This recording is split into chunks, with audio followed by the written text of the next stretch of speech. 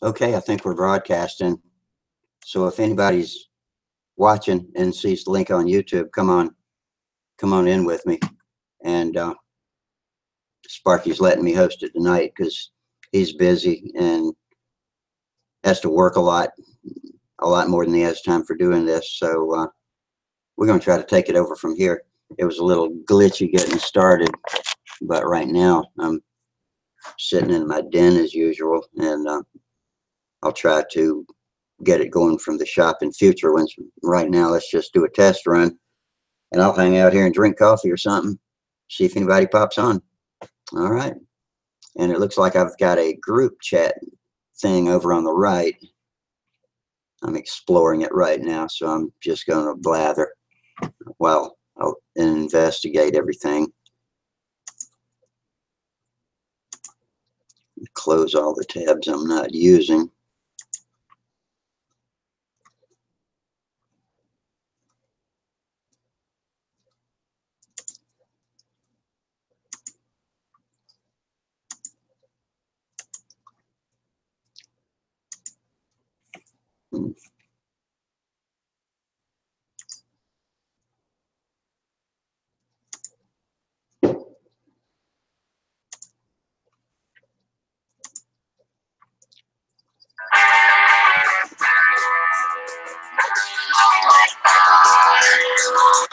Hey. So what you seeing?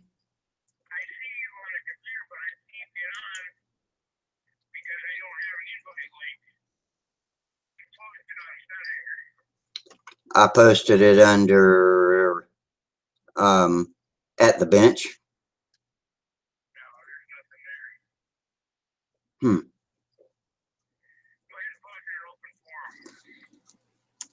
Okay. All right, I'll be right. I'll go do it right now. And then let's see. I got so many tabs open. Okay.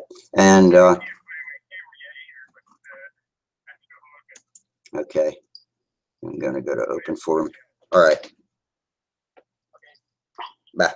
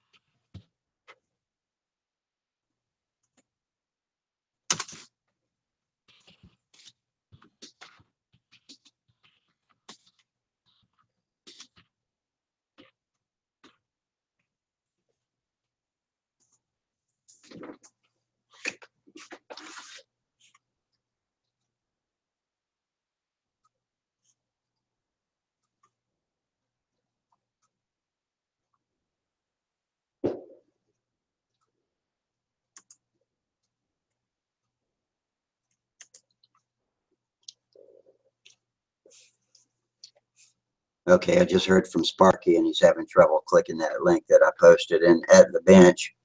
So I posted another one in the open forum. He says he can see me, but can't click into it.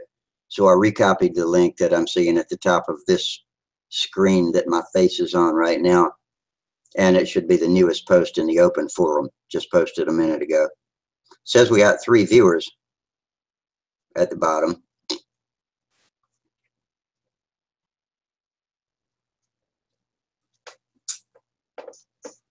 Hello. Hello, can you hear me? Yeah. Oh, now I see you. Hey, there you go. All right, Sparky. All right, we're getting there. I'm still looking for my camera, so give me a few minutes, but we got this going anyway. Okay, excellent. Sure hope I didn't leave it there. I wouldn't think that I would.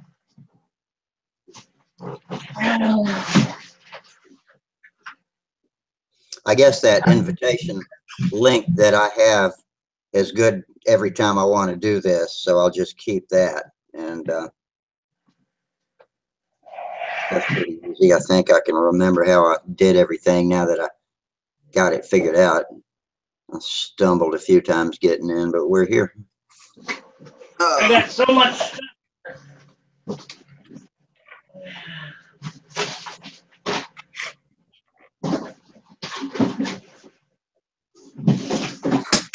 Put my microphone in here, I know. Anybody else come on? No, it says we got 3 viewers, and let's see, that ding you just might have heard was another email coming in that was unrelated. As I stated, I'm still looking for my camera. This camera's not very good.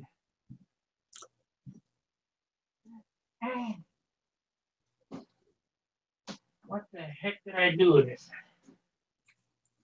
All these clothes out of here.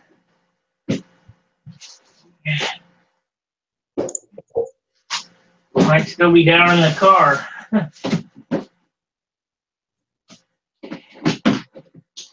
I can't believe it. I lost the damn thing. I don't understand why when you clicked on that link in the Hangout thread or at the bench thread that it didn't let you in, but when I posted in the open forum, it did. I don't think the 2 links were different. There is no post at the bench.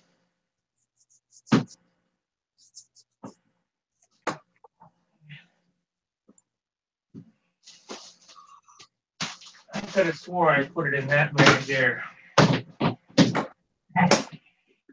Is this, you hadn't seen it since you got back from Triple Tree? Is that what you're saying? Oh, hey, there's Tom. What's going on, buddy?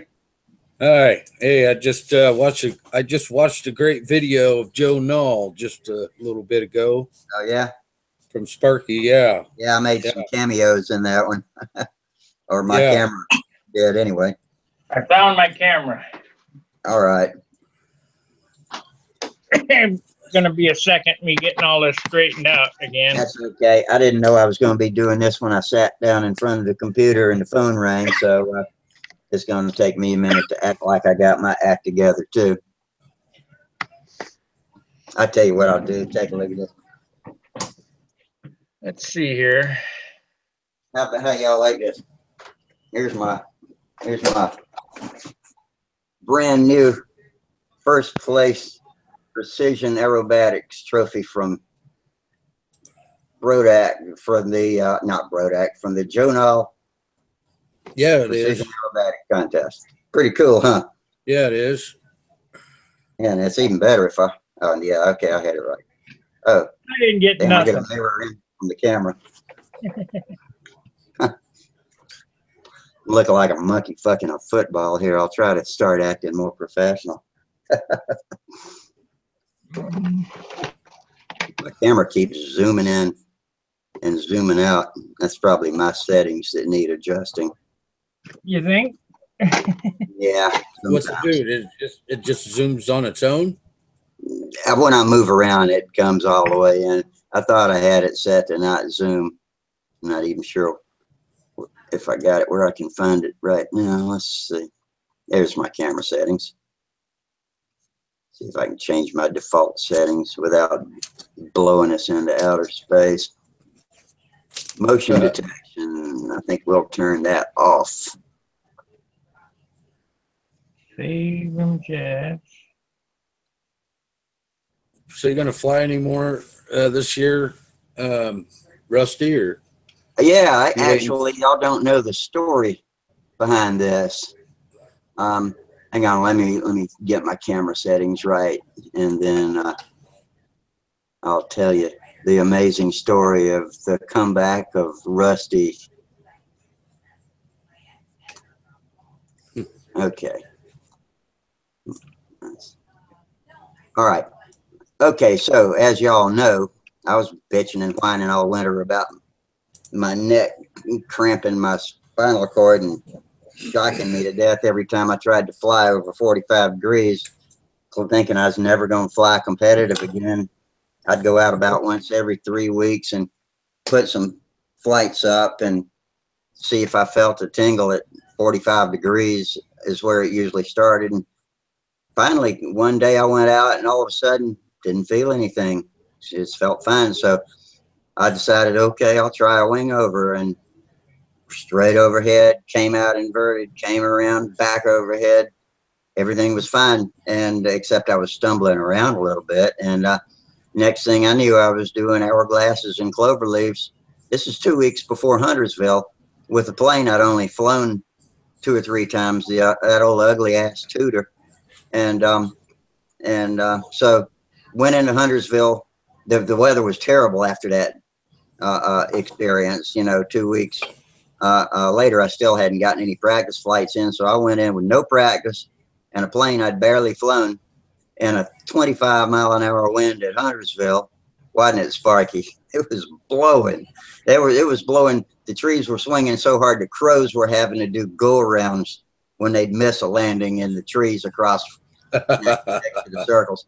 And I knocked down second place. Michael Anke pasted me because he flies 500 in intermediate, so I didn't have a chance against him, but I got second place.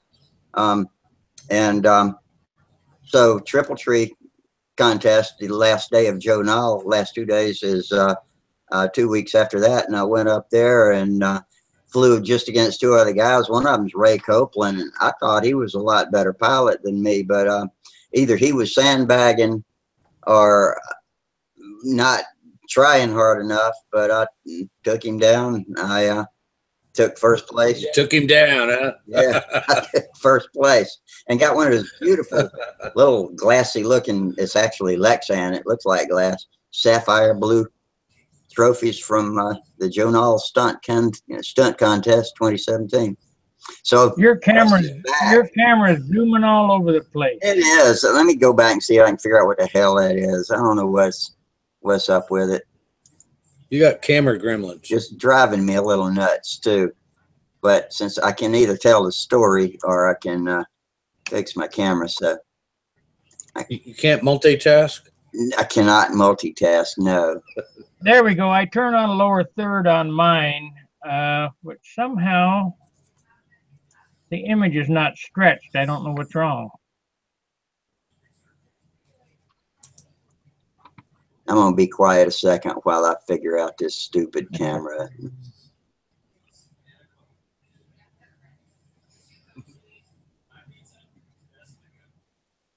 Well, does it look all right? I mean, does it look, You're okay.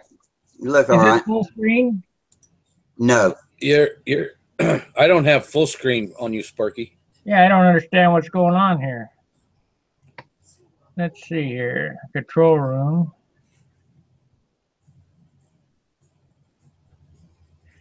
Okay. Oh, Hangout, toolbox, cameraman, broadcast settings.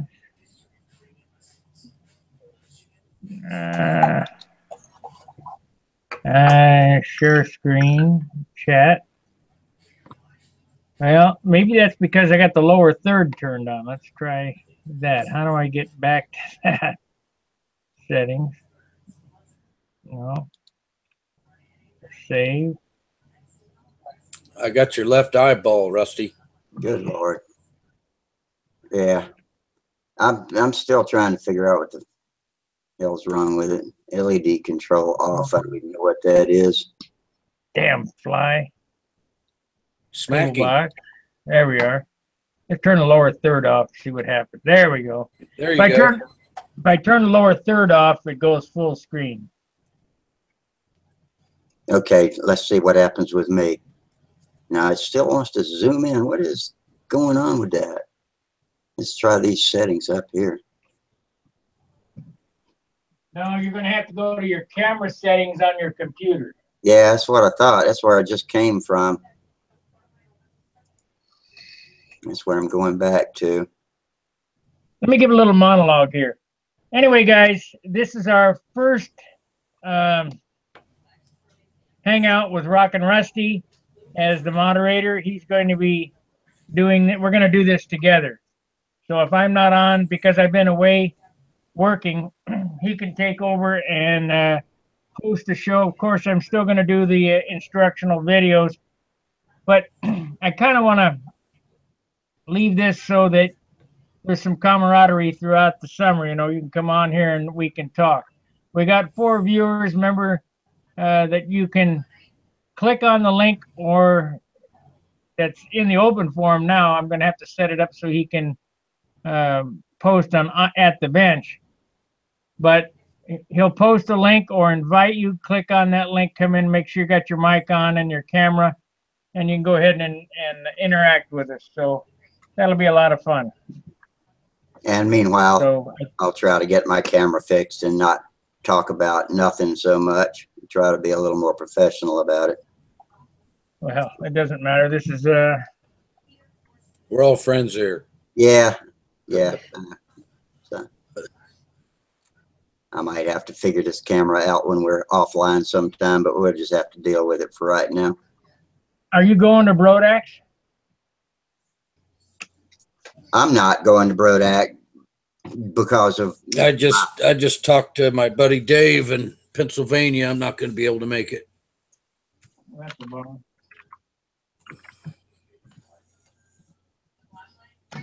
yeah, you know, if I didn't have dialysis and all that, I would, but that's just that would just burn too much time that I would otherwise be having a good fun time at Brodak. So, you know, it's not like I can do that treatment, then get out and go straight to Brodak and finish out the day, because I'm completely wasted for the rest of that day, and that would be 3 days out of the week, and the trip to Pennsylvania would just be too much for me. I'll consider myself lucky. I live 90 minutes from Triple Tree. I get to do that every spring, and I love that it's only a couple of weeks after the Huntersville contest, and so, you know, I'm good with that. Yeah, I need to start a GoFundMe page if I want to go. Yeah, I'm just stoked about. I'm hoping they ain't going to be there last year. Going next well, we keep hearing that. It just depends on how John feels. I'd like to meet John. I haven't got my entry in for the Nats. I'm hoping that they're not going to charge me an extra $50 like they did that one year. Hey, Stephen, welcome. Make sure your camera's turned on and your mic's up. Hey, Stephen. We're not getting any audio or video.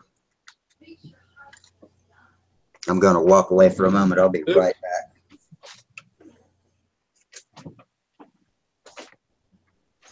You going back to Ohio before the Nats? Oh, yeah, I'm going back next week. I gotta make some money so I can pay some of these stupid bills off.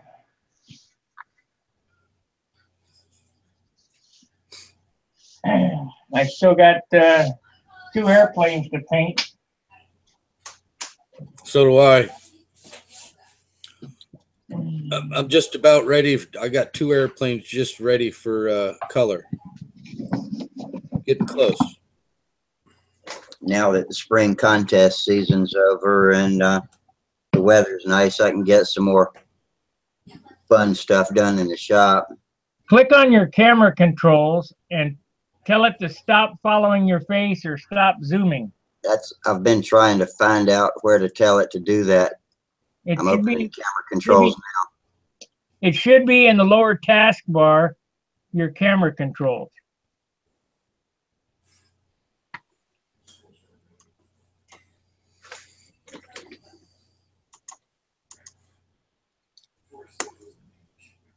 You see it? No, I see the camera software and I see preferences. And there now, you go. Yeah, I know where to look. I'm just not seeing it. Show webcam icon and system tray, auto launch webcam controller. There you go. Click on that.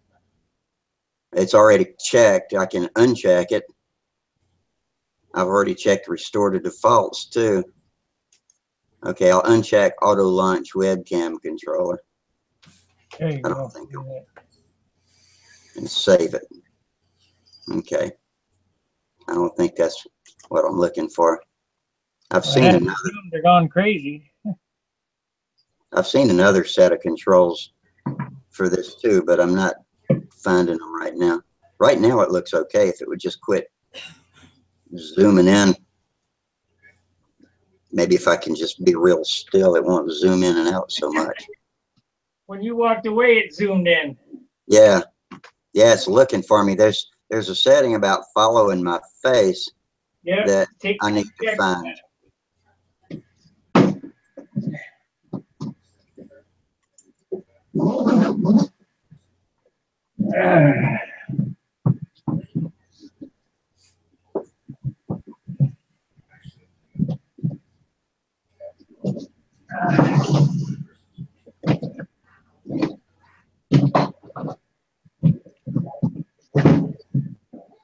Well, I didn't win anything at Triple Tree, but it was a lot of fun. Yeah, it was. That was a lot of fun. I What enjoyed happened? What happened? Why'd your plane quit at the 4-leaf? And weather temperature change, I short tanked it an ounce. I should have only short tanked it a half ounce. Oh. Well, you can move quick. I've never seen you move that quick. That's exactly what happened to my Thunderbolt. We weren't going to let another one go down. See, I try to judge the time so that there's not 500 laps after the 4-leaf clover, and I get close to the 8-minute mark. So I try to make it 6 minutes. So, well, I know how much it takes in certain temperatures, but the temperature changed and the short tank burned too much fuel. Well, it was a great recovery. I heard it coming on. I heard it was going to quit.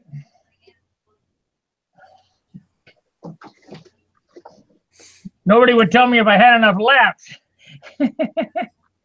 Yeah, the judges were waiting. They wouldn't holler about it, and I didn't want to holler before they did. But right when you hit 2 laps, they hollered, and that's what I guess they wanted to do. Just wait until you got there. I was just biting my tongue because I wanted to tell you how close you were to getting there, but I wasn't about to yell over Bob Zambelli and Dave Wenzel. I only got 31 points for that landing. That was my worst maneuver. I got 40 for takeoff, 37 for reverse, or 38 for reverse wing over. I think I got the score. I flew pretty decent. I'm starting to pepper a few 30s about the score sheets now, and I was happy with what I did in my intermediate fashion, but I got 30 something on all of my landings and takeoffs.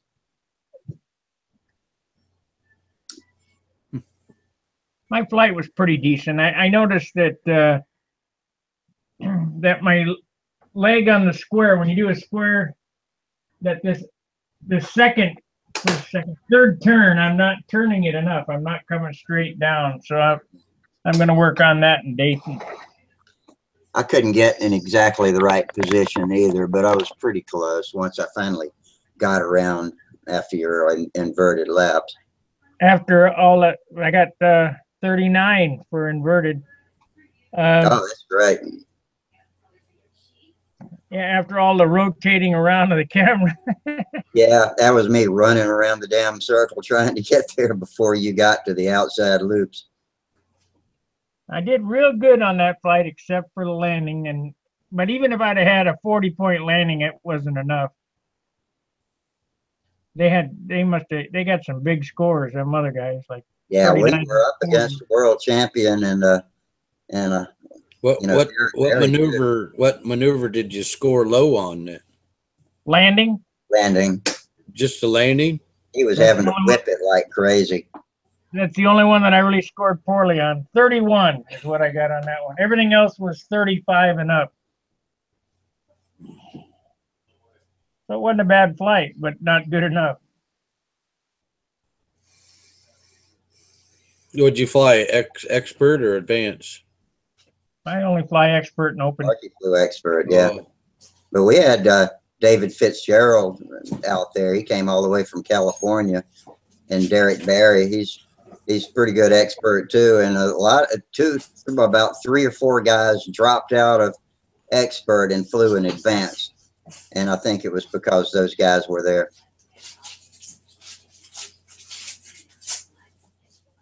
I figure if I'm going to get beat, I might as well get beat by the best. Yeah, no kidding.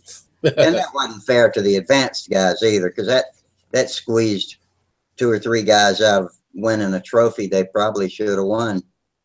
Well, what do you think happens at the Nationals? All the advanced flyers are equal experts.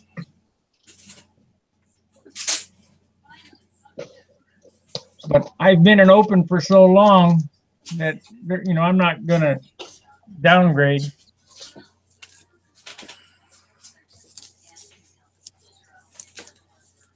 So, guys, how do y'all feel about doing this a little bit earlier on the weeknights? Like if we do it Monday, Wednesday, Friday, if we go by 9 o'clock Eastern time rather than 9 o'clock Central time, does that sound okay with everybody? Works for me. I don't care. that works for me. 8 o'clock. Okay. All right. And I'll be sure and write. 7 o'clock. I don't care. Whatever's convenient. Yeah, that works for me better because that keeps me from having to stay up till 1 o'clock. I got to get up at. Too late for you? Oh, I got to get up at 4 on, some mornings. So yeah, that's too late for me. Yeah, that's fine for me. Yeah. We got 2 stunt hangers on here, me and you. Oh well, I guess two's better than none. I guess I can change that. We S P S A I. How's Booter Park looking? I don't know. I just got home today. Oh, yeah. Fred's been posting some pictures where it was just flooded big time a couple weeks ago. Man, I want one of those. What, ice cream sandwich? Oh, that's good.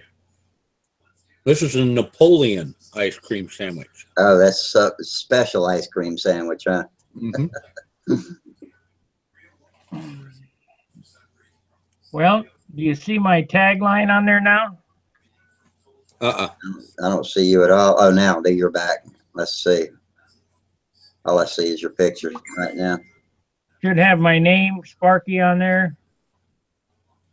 It says stunt hanger. When it goes black, it says stunt hanger.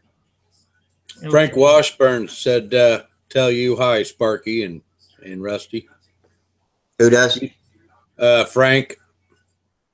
He's from Pennsylvania, Washburn. Oh, okay. He's the one building the Nobler, right? Right. Yeah.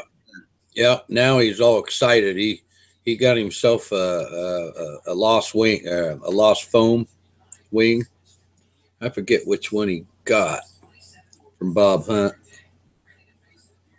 I ordered a feather cut foam cutting machine.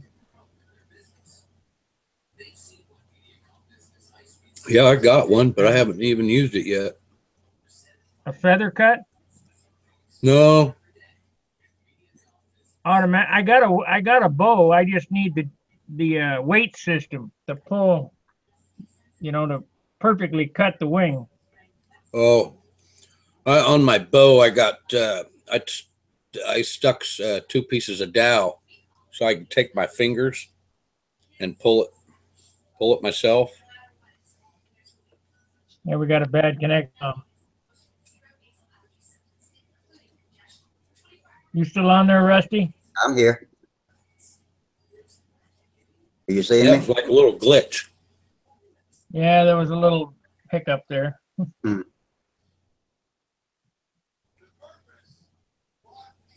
Well, I'm slowly working on pieces of, these are 2XLs.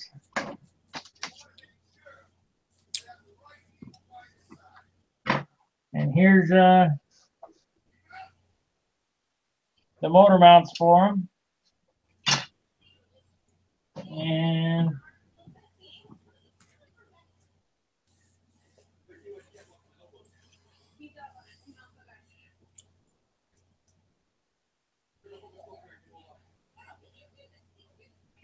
Oh, yeah. Stabilizer, 2 rudders, 4 wing tips,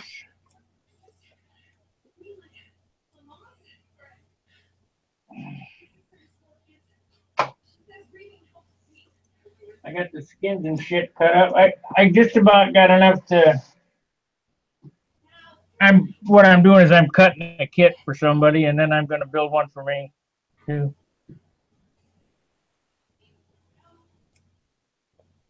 That's a good flying airplane. The Junar. Yeah. That's what Frank got. He got the Lost Foam Junar wing from Bob. Uh-huh. Yeah. What do you think of how it flew, Rusty? I thought it was really nice to watch. You flew it well. It's a really nice plane. It turns tight, grooves. Did you watch Fitzgerald fly it? No, I didn't. Yeah, he flew it. How did he like it? He liked it. He said it just didn't have the pull that his airplane had. And I'm thinking to myself, it doesn't have the pull because it's 10 ounces lighter. But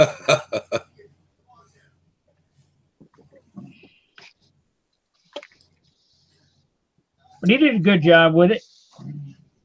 He was doing some things that I thought looked more average for an expert than I expected. You know, his takeoffs and landings, and they weren't as polished as I expected to see. But his score was. It was, yeah.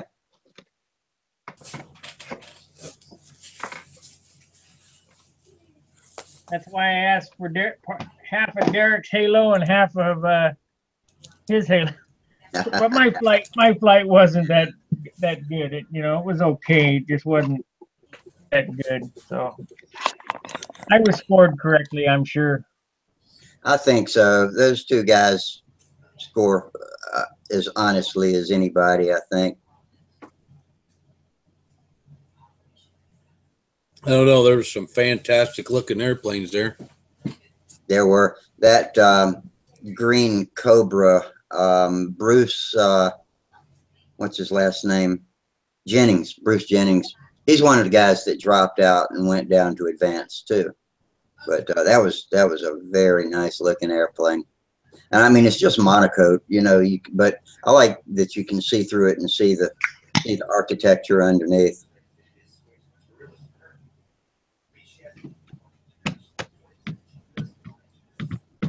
That dreadnought that Derek flies, I wonder if that's the same dreadnought he's been flying for several years.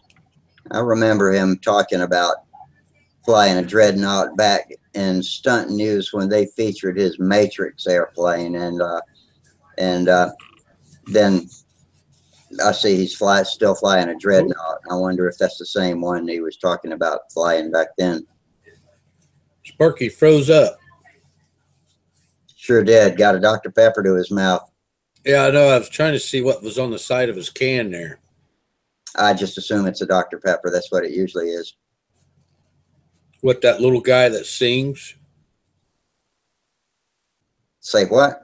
That little guy that sings a sweet one. You ever seen that commercial? We got a new Dr. Pepper commercial where a guy comes in on a jet ski. Never seen that one either? No, but I don't spend a lot of time watching TV, and I even less time watching commercials because I DVR everything. Well, me and the wife we like to relax and watch TV, you know, 7, 8 o'clock, 9 o'clock at night. Yeah. Looks like Sparky's resetting. Mm-hmm. Yep. Did you see them VGs on Derek's plane? I did. I believe he put those on at Triple Tree because I think David Fitzgerald recommended he do it. Yep. Yep. He didn't put very many on there. What? He only had 3 or 4 of them. Yeah, on each wing. Yeah. Yeah. Yeah, 2 on top, 2 on bottom on Maybe inboard so I wing. didn't see the bottom side.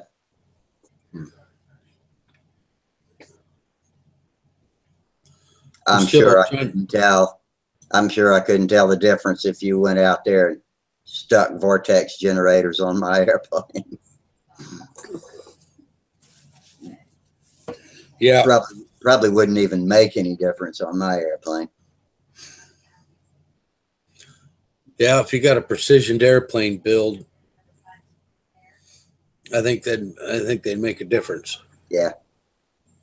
Now, an expert might be able to tell the difference on my twister, but on that old beat up Tudor, I doubt it. Yeah, the F-18's got 2 of them.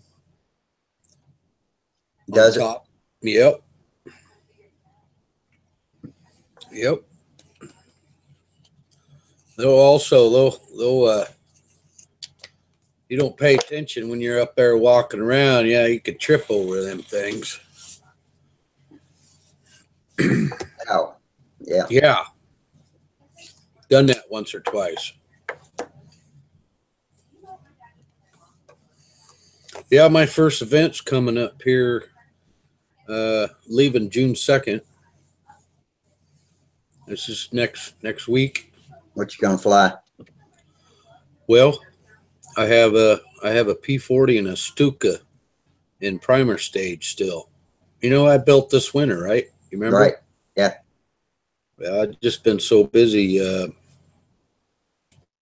just haven't had time to do anything. Now I'm making some time now for a little bit. I think I can have them both painted in a day.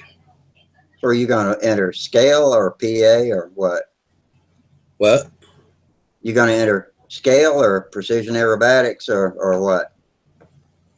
Yeah, old time stunt and okay, old time stunt. precision aerobatics. Yeah.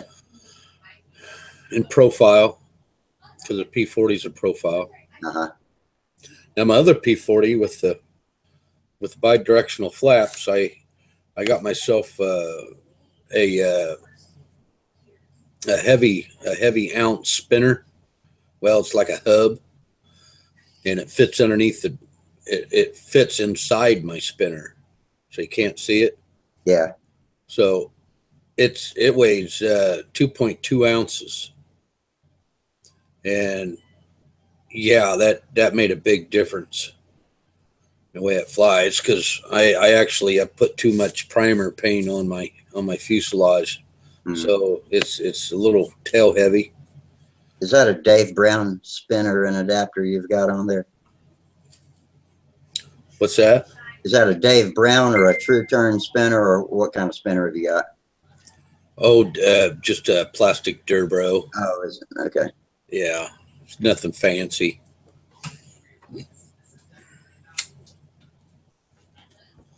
Nothing fancy. But it's new and it looks good.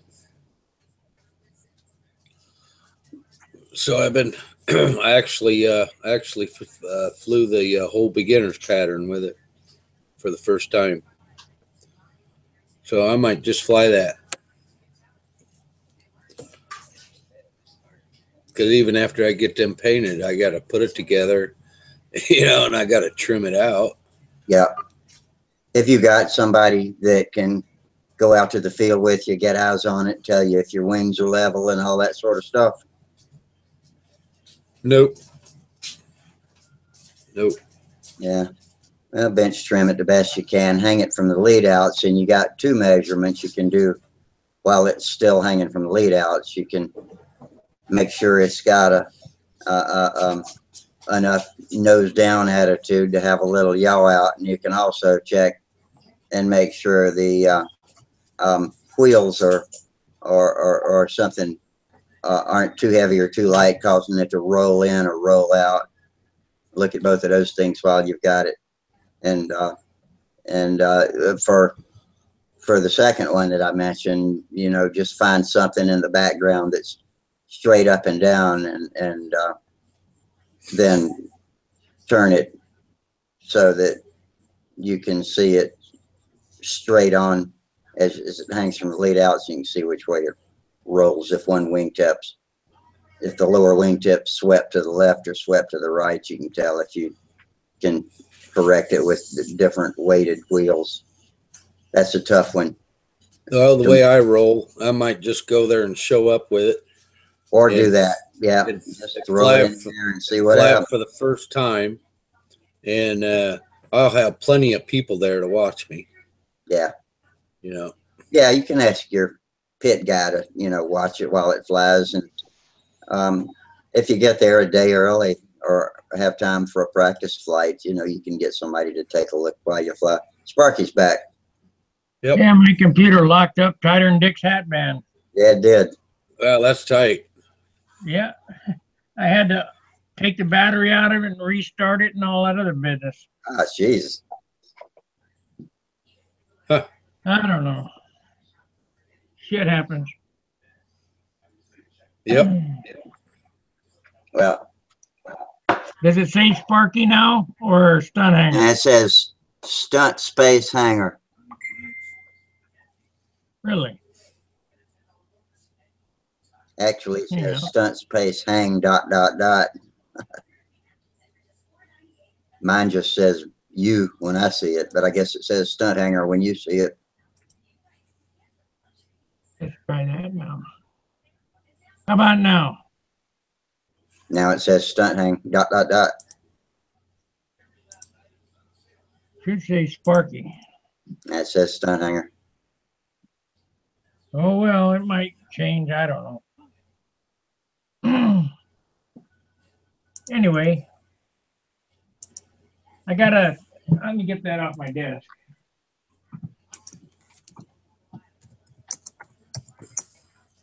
I got to go get me a shot of Coca-Cola. I'm going to leave you unsupervised for a minute, Tom, so you behave yourself. Uh-oh. I got a thing from Ink Pixie, and it looks like I'm going to try to get some shirts that look like this. What do you think? Hey, I got the same thing. I got the same thing, yeah. Except mine says Creasy. And I was Creasy on Aviation? Yeah, I was on a bunch of my friends I talked to on Facebook. They got them too. They're just, it seems like hundreds of us modelers got these, and we all wonder how. Hold it How up. did they notice? I wasn't here to see it. I called them today. I got Oh, this. yeah. You got one? No, I got that flyer, though. In fact, it's sitting right here by the computer, and it's got Knowlton written on it. So Let's see. And hang on, I dropped it on the floor. Let me get it. Ink Pixie.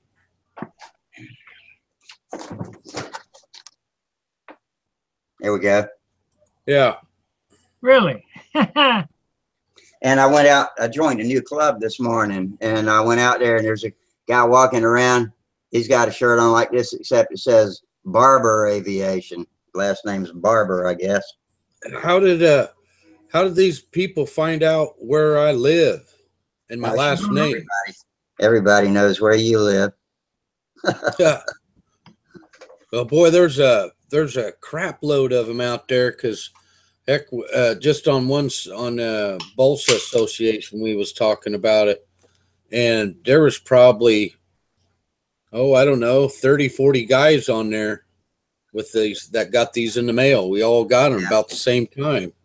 I think this was in the stuff I brought home from Triple Tree. When I checked in, they gave me a packet of junk, and I think that's where that came from. Holly showed it to me. She had it, and but I think that's where she got it. She was with me. Well, I got this in the mail, not from Triple Tree. Yeah, that's what I got. And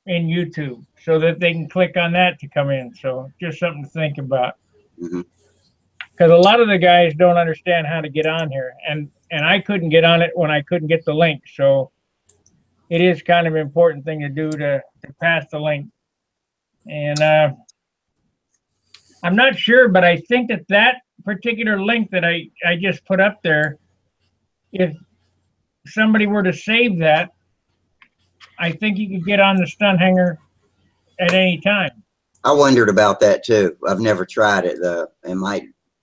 That might actually be right.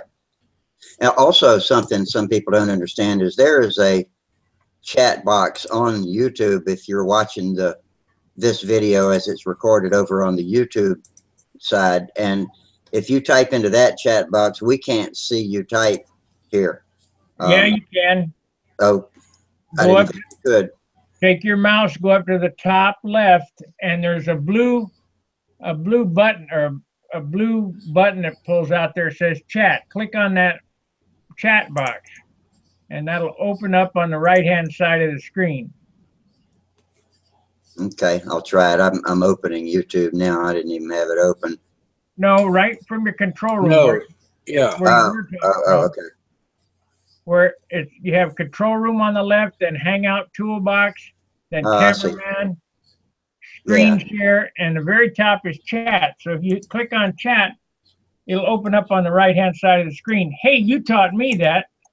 That's okay. I see that. I had that open, but I thought that was different from that chat that we saw on YouTube. Okay, all right. I don't think so, but what do I know? Hello, Tom. Okay, yeah. See it? Tom just settled that argument. Yeah, I see it. All right. Well, I'm honored to be y'all's new host, so I'll try to be able to do this. I'll do it when I can. I can't promise it'll be every Monday, Wednesday, and Friday, but I'll announce it ahead of time if I want to change the time, and try to keep it as consistent as possible. And I'll also try to set up out in my shop. I'm not sure how well that's going to work out trying to do this with my telephone, so that may not work. You know, I'm not. If you notice how Stunt Hanger runs, I'm not real power hungry like some of the other owners of these sites are. You know, I've delegated authority pretty much to a whole bunch of people. We could get another moderator on this, and kind of split the duties. Yeah. Well, we'll see. Like I said, I think I can manage to fill in when you can't do it, and we can trade off. But I'll do it as much as I can. We'll see how much that turns out to be. I could have done it tonight myself, but I wanted to do this to get set up like we had talked about at Triple Tree. Mm-hmm. I got me a header for an OS 32, so I can turn that Nobler motor into a piped airplane. I won't be doing that for the Nobler, but if I build another airplane for that 32, I can run that setup that I had in that Sorcerer. That was a good setup. Does that header go back, turns back to put the pipe in the fuselage, or is it the pipe on the outside of the fuselage?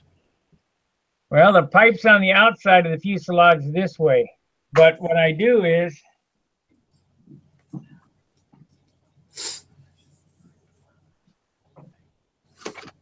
this is a Super Tiger.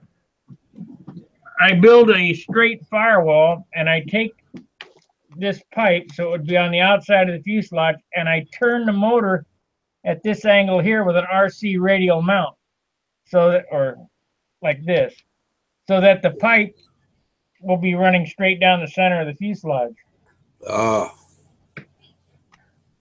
Takes a little engineering and a little finagling, but it's not bad.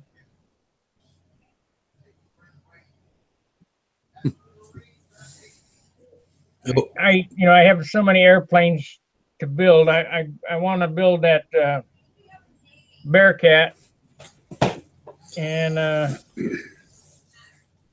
you know, I got to have another Junar for myself, plus cut another kit, plus paint two more airplanes. Tom let me off on 2, so that's good. And I got to have those 2 airplanes done before August, so I got to get humping on that. That's what I'll be working on tomorrow. I was glad to see Tom out walking around and getting his strength back. Man, he went through hell this winter, and so he's too great of a guy to not have in action.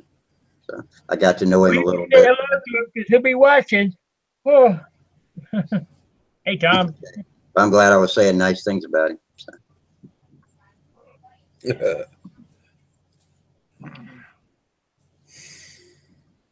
Yeah, you better say nice things about it. Oh, I will say one thing. That one particular character is still giving thumbs down on every video. He gave me a thumbs down on the Joe Nall video. Yeah, hey, I've seen that. Hey, buddy, let me tell you something. If you can do a better job of what I'm doing here, man, more power to you. Let me see it. Well, somebody commented on one of the videos I did, and it's the one of the pits, my walkthrough of the pits that you included in your movie. And I know it's pretty crude and rough, but he commented, filmed with a potato. And I'm not sure, you know, where he got that from, but I went and checked his channel, and he doesn't have a single video uploaded on his channel. So I posted back to him, doesn't look like you've ever filmed anything. So, and then I just ignored it after that. But he's just a troll. You can't do anything. Criticize when you don't do anything. Yeah, don't react. That's the best. That's the only thing you can do. That's the only anti-troll measure there is to do not react.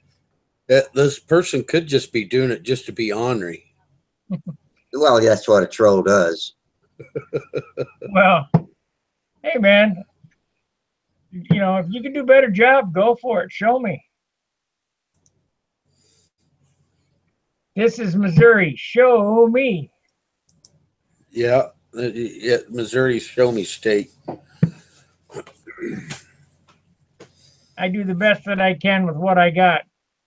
Hey, I'm an old man learning new shit.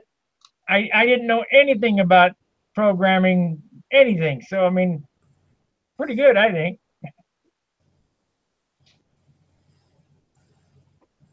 Yep, you got to keep at it. You've done a lot of You've done a lot of videos, though. Yeah, there's 478. Most of them average about an hour a piece. Some 2 and 3 hours, but so there's probably 500 hours of video on there anyway. I got a few how-to videos, but like making bladders and Walter Umlin's jig sets, but most of mine are just me and my friends flying planes. But I show the good, the bad, and the ugly. If I fly a shitty flight, I show that just as much as I show the nice ones, and I rarely get a nice one on camera. So when I'm flying nice, I'm concentrating too much on flying to worry about the camera, so I never get the camera on any great flights. What did you guys think of that part of the video that I shot at night? Those glow airplanes. Oh, the glow airplanes, yeah. See that in real life. Yeah, there was a couple airplanes that had white lights on the bottom of the wing of the plane, and then it was a different color on the top of the plane. Well, that's so you could tell which way it's going at night. Yeah. Is it like that all night long? Yeah, pretty much. It looks like someone at night sometimes. Sometime I will. Looks like they was doing some 3D flying. I don't know what they were doing. They looked like aliens. That's why I said, man, I got to get it. I didn't have my good camera out. It was buried underneath the table. So I ran in there. I thought they were going to be done real quick, but it went on all night. But I got the camera out, and I had to put the 50mm lens on that I could open up to 1.8 so I could grab all that light at night, because it was pitch black out there. And what you see is what you get. I mean, it was dark. And I just filmed the best I could. I got probably 20 minutes of footage, but I didn't want to put it in all, the control line video, because then there'd be some more bitching. Yeah. I don't know.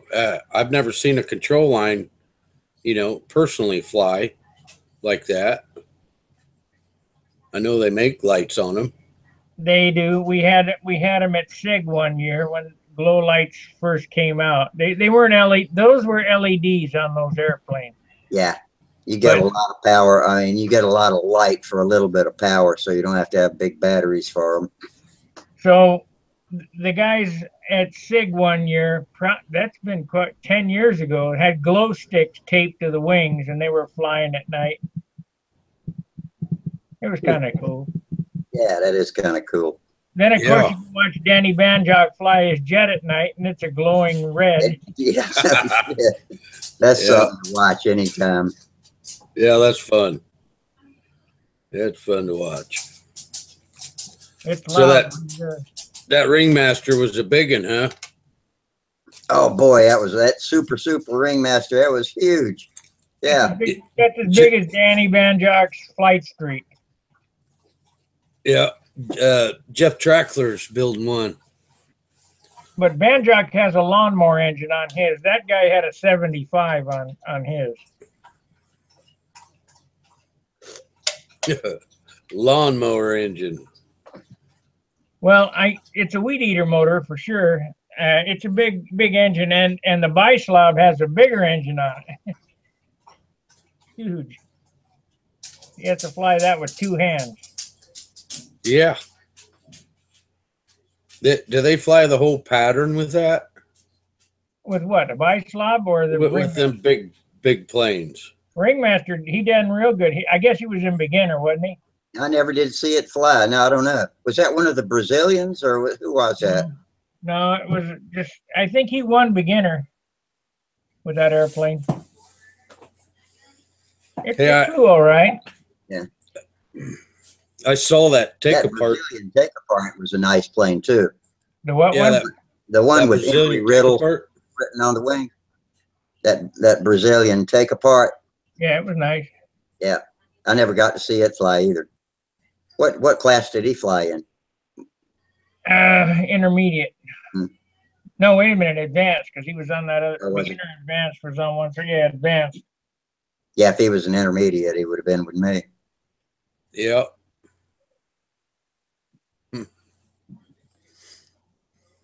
That almost looked like one of them RC extra 300s or something style 3D plane.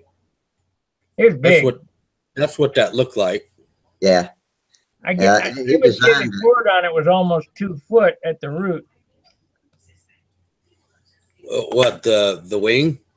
Yeah, the wing was 2 foot at the root, at the fuselage. Probably I don't know, 65 or 70-inch wingspan. And yeah, well, you saw Rusty's foot next to the elevator, and it was. That's a size 11 foot too, so that twice the size of his foot. It was huge. Fuselage was about 1.5 inches thick at the nose. He said it weighed 6 pounds, but I picked it up. I don't believe it. I think it was closer to 10. Really? Yeah. Yeah, I'd have to strap my belt to a post if I was going to fly that, or get me some concrete shoes. And that was that take apart you're talking about now? Yeah. No, that was the Ringmaster. You're talking about the Ringmaster. Oh. The take apart was electric, and it probably was normal size of any modern day stunt plane. It had a wide fuselage. Her fuselage was, as wide as an RC airplane, because he had an RC cowl on the front of it. Yeah, yeah. But he designed it, and he did a pretty nice job engineering it all together. He did. That was an admirable job. What's he do? Slide that wing over that tube, and then he puts bolts on the inside of the fuselage to hold the wing. Right. the end rib is light ply, and the spars go out with balsa ribs out towards the tip. Hmm. You know, well engineered, and the control horn just slips onto the flap at the fuselage. Right, right. It had about a 4.5-inch bell crank in it, I think. Yeah, I've seen that bell crank.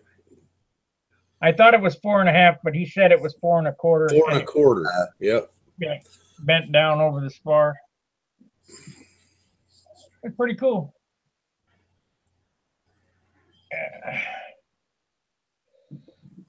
Well, isn't that where balsa wood grows a lot of down in Brazil?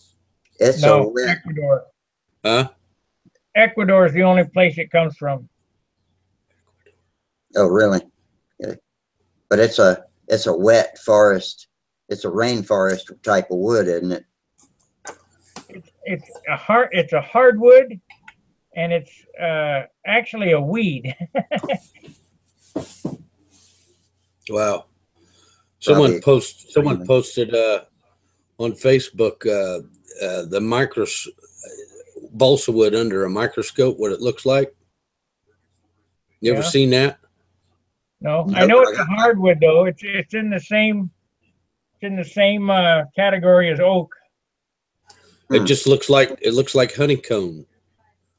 I got a microscope in the shop. I'll have to take a look. You ought to. It's really cool. Actually, to tell you the truth, when you look at it under a microscope, it helped me understand it a little better. About, working with it. Yeah. The reason why it does what it does. Yeah. I thought it was pretty interesting. Pound for pound is as strong as steel.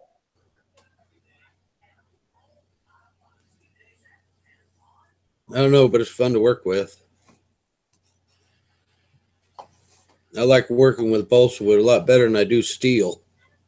Oh, yeah. It is. It's nice that it soaks up and wicks CA glue as well as it does. So you can pre-position everything and then glue it. That's extremely convenient. Well, guys, I haven't got my car unloaded, so I'm going to cut out. Rusty, you can carry on or do whatever. I appreciate Okay, we'll hang for a few more minutes, but I'm about done too. I think I chilled. Hey, you got someone photo bombing you there behind you, Rusty. Photo bombing me? Is that my cat? Oh yeah, that's Professor. That's my son's cat, but he's seems like he's becoming ours. Yeah.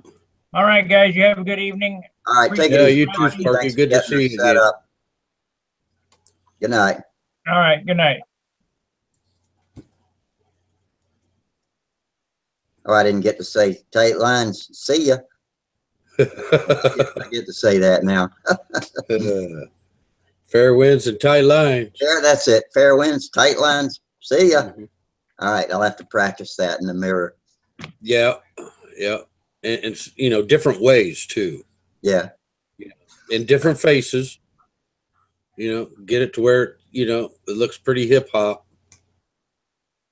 Hey, I see. We got 7 viewers. Listen, viewers, I posted in 2 places, and one of them may or may not work. But if you go to the open forum in Stunt Hanger, look for the title that you says something like Saturday Night Hangout hosted by Rusty, or something like that, and click on that link if you want to come in, because just me and Tom right now. Somebody come in here and Tom. I thought maybe Steve Hines would jump in. I haven't seen. Always like to listen to him talk. If somebody's having trouble getting in, then we need to know that too. But I think I can reproduce everything it took to get this started, so not too complicated. And so I'll be sure I can get it set up right before I announce it. And so we'll try to do it on Mondays, Wednesdays, and Fridays, and whenever I just damn well feel like it. Other than that, so might do it on Saturday or Sunday sometimes. Yeah. Well. Yeah.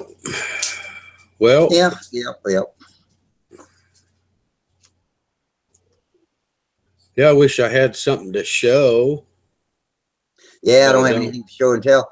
I sat down at the computer to check my email and see what was happening on the forums, and the phone rang, and it was Sparky, and we immediately jumped into starting this thing up. So I was completely unprepared for doing a hangout when we started, but at least we got it figured out how to get it started. So next time I can have some talking points or something, at least for when air goes dead. yeah, I've been, if I have something to do or something, or I'm working on my plane or something, this past winter when Sparky wasn't doing them, I would just post a hangout, Mhm. but Yeah, you yeah, did start us up a couple of times, and that was pretty cool. yeah, but lately, I tell you, I've just been swamped. Yeah. With work, and man, usually mine, it doesn't start till around April. It was a month early, and it's just been nothing but go, go, go, go, go, go, go. Uh, And all I do is every time I write an invoice, I'm looking at the date, and I'm like, oh my god, I got 2 airplanes that need to be painted yet. yeah. So today I sprayed the primer on my Stuka, and all the flight controls and horizontal stab and rudder, I already had them primered. So today I sanded off all the primer, but the Stuka, I'll be doing that tomorrow. Sand off all the primer on the fuselage and wing. I'm going to go ahead tomorrow and see if I can mask off the repaired areas on my twister for repainting. And after that, it's ready to be just screwed back together, put the control rods on, and ready to fly. So I have I been do have I've been here's preoccupied. my stencil. Yeah, that's pretty cool. That's my stencil for my P40. All right. And yeah, this I've already done some experimenting. This works pretty good, Rusty. I don't know if you've ever used it. This stuff right here. I bought it at Walmart, and it cost $5. It's clear, matte, transparent matte. It's like for contact paper, like for cabinets. Oh, okay. Is that the section it's in with the Yeah, but if you look, drawer liners and stuff? see the grid line on it? I see it. Yeah. You see? Yep. And it's thick, and it's 18 inches wide, and I think there's 100 feet on it, something like that. I can't remember how many feet's on there, but there's a lot. $6, $5 and some, but round up $6. And the stencils. Let's see.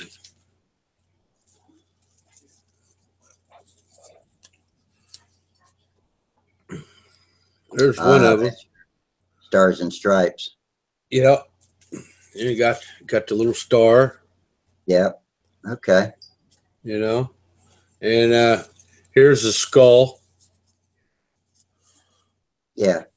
And so you peel the backing off and stick it on, paint it, and pull it back off. Yeah. What you do is you can spray Windex. Right. So you can get it positioned. And you can position it on there, and then lay it down, kind of squeegee out all of it that you can. How long to dry? Air bubbles, and let her dry. And yeah. You let it dry overnight or just a couple hours? What? After you stick it on? Oh no, I stick it on and I'm ready to paint. Oh really? Okay. Yeah. And so I went and bought this. See this mat right here? Yeah.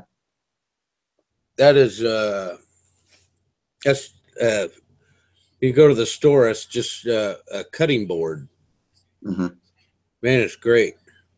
Because I'll sit here and watch TV, and I'll sit there and just cut out all my masking. So my P40, I've got it all ready. You know, and then last year, I kept these from last year to go on the bottom side of the wing. Yeah. So, heck, all I do is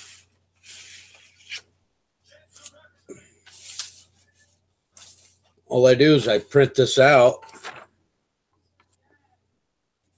and then print this out, and then I just lay it right on that matting. Just take the X-Acto knife, and then I use a little 6-inch mechanical ruler.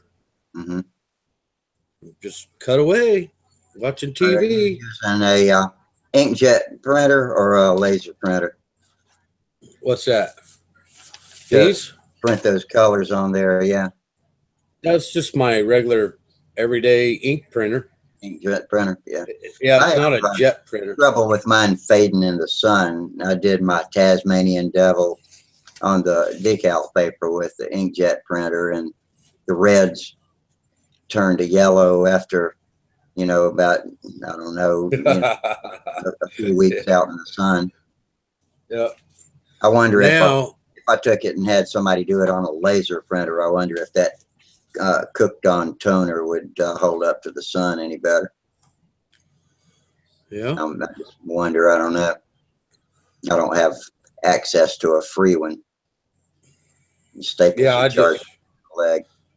I just print it out, and then I just take an X-Acto number 11 blade, and I just cut it out and then just stick it on there. I'm getting kind of excited. I'm this close. No, that's when it slows down to a crawl. The devil's in those last details, and I'm betting everybody's getting tired of hearing me talk about my twister because I've been working on the damn thing since January, and then contest season, I was totally focused on that, and the twister was completely backburnered. So now it's fun season again. All of the spring contests are over, nothing until October. So it's fun time again. Yeah. Well, in fact, I've already started getting ready for next winter. Isn't that crazy? Well, no, because half of or more of performing well at a contest is being prepared when you get there. Yeah. Yeah. Well, I don't know. I don't know what I like best. Yeah. I don't know whether I like building better or flying better. I like building for a while, but I get tired of it and just want to fly the plane and try to force myself not to cut corners because it's so important to get everything right. So, but I love building, but flying, that's what I love to do. Yeah, we went out May 13th. It's probably one of the closest clubs to me. It's about an hour away, hour and 15 minute drive. And we have it every year in the second week of May. And me and some guys got together 2 weeks before, or was it 4 weeks before, and we built some sky rays. And for beginners, half-A sky rays. Yeah. And anybody that comes out there on May 13th, their parents bring their kids. Well, the kids, we get them out there in a circle and put a handle in their hand, It was a lot of fun. Yeah. If you want to practice with a half-A, you can really tune your pattern up pretty well. Because if the trick to that practicing the pattern with a half-A is to get a really powerful engine like a Norvell 061, and then put a flat ass prop on it like an APC 62, and the engine will scream, and the plane will have a lot of authority, but it'll still travel on 40 or 45-foot lines at a usable speed. And you can fly in a little smaller area too, so you can practice on days when you've got maybe a little field like I do across the street at the church, and you know, don't have to take the long lines out to the club field.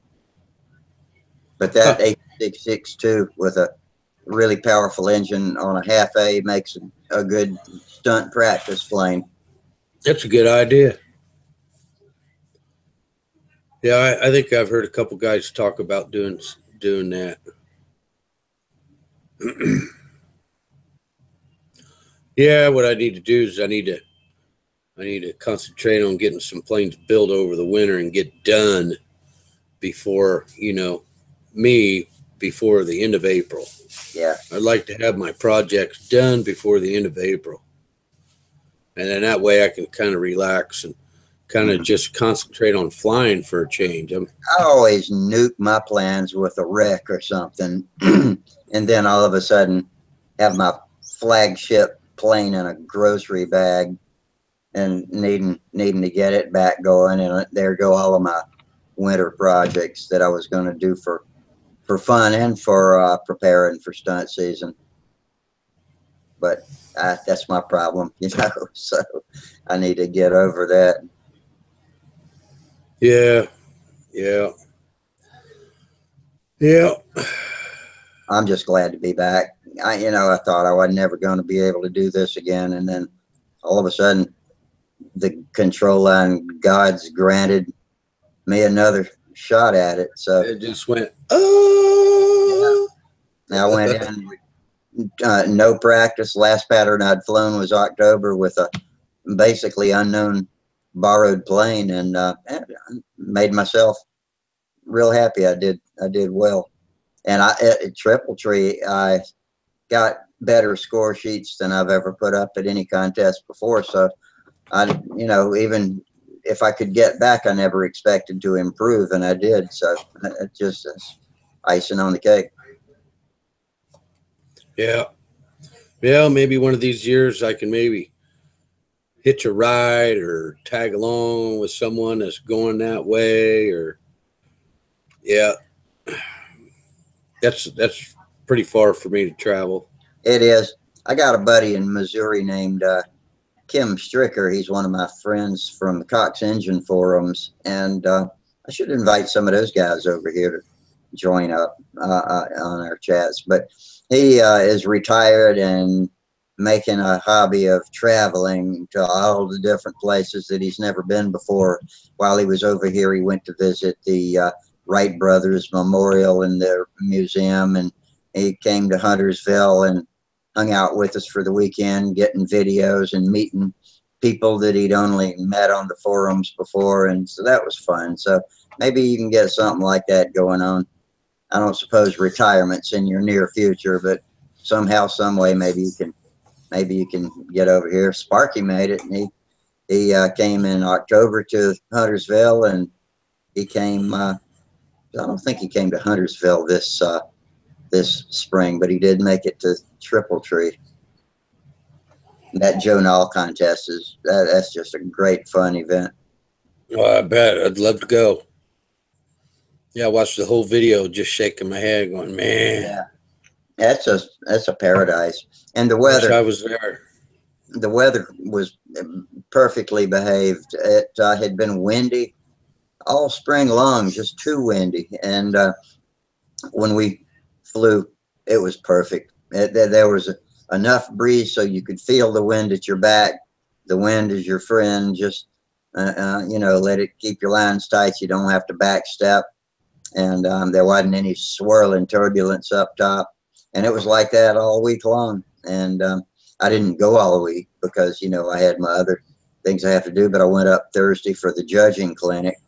And that was interesting because I do want to learn to judge, and did some practice judging, and then went back Saturday for the Pampa stunt. And Friday they had old time and nostalgia and those things. And of course I couldn't come on Friday. But you know, I got up, left home at 6:30 Saturday morning. I was up there by 8, pilots meeting at 9, and it was fairly relaxing. And Holly rode with me. She's a great help. I'm so glad she's really supportive of my control line, because she knows it keeps me alive too, you know. So, you know, the more I can do this, and I feel a lot stronger now that I've been able to get out there and fly a few times and do all the walking that a control line expedition involves. And now I'm getting my legs back under me, and I can balance without stumbling around when I fly, which was a problem. You know, when I was laying off during the winter, I lost enough strength to throw me off balance, and now I can feel it coming back in a rush. Yeah, this past winter, see, I don't work during the winter, and man, to get my stamina back usually takes me a month. Yeah. You know, so when March rolled around, I mean, you know, one control line expedition, you must walk a couple of miles back and forth to run the lines out, to walk the planes in and out, to pit for people. And if you're talking about a great exercise, the exercise versus RC versus control line. I control line, man. You do a lot of walking. We're at, you know, this is funny, and I say it with humor in mind. We're gray-haired athletes. Well, you don't have gray hair yet, but we're old right man here, athletes. Just right here. I don't even know what all this is right here. Yeah, you know, this white just funny. Right here. Kind of looks kind of funny looking. Yeah, looks like I got a Fu Manchu or something like that. But yeah, I wear this beard because my mother-in-law, this is her 5th year of Alzheimer's, and she recognizes men with beards. So that's Alzheimer's is pretty tough. Yeah, my mother-in-law has severe dementia, but not caused by Alzheimer's, but a similar pattern of decay. Man, it's an awful disease. Yeah, it's awful. I mean, her body, she's in good health. You know, it's just her. Oh, that's awful. Yeah. So we do a lot of, you know, on any of our free time that we have, we go to her, you know. Yeah. How's her personality? Is it still a amiable relationship? Is she able to talk with y'all without getting angry and that sort of thing? Yeah, she loves Elvis Presley. Oh, really? She loves Elvis. That's a good thing. So for her birthday last year, we all chipped in and got Elvis Presley impersonator. Oh, cool. And went to the rehabilitation center where she's staying, and had it for the whole group, for the whole residencies. Yeah. It was a lot of fun. Yeah, it was. That's great. That Elvis impersonator, and he was great. He was great. And the facility liked him so well that they brought him back for a Christmas party. Oh, good. Yeah. But she will sit there and recite all the words to a song. And to see her come alive, almost, it's just like she comes back to us, you know? Yeah. Yeah, it's pretty neat. Really neat. I'm glad y'all can do that. Yep. So yeah, we got a lot of things going on right now, you know.